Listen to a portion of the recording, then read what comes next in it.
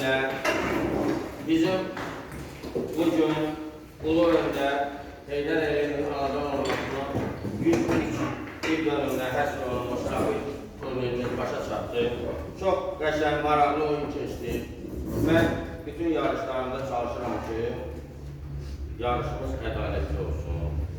Kim güclüdür, o qalib olsun. Mən valideynlərə üzr tuturam. Nəsə narazılığımız, bizim tədbirimizdən şikayətimiz yoxdur ki. Uşaqlar, hər şey öz qaydasında keçdi, yarış. Əla.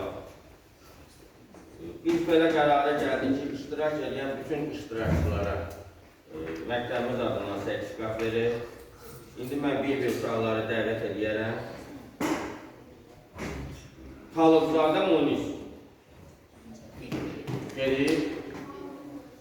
Yoxdur Munis. Abbaszadə Yunis.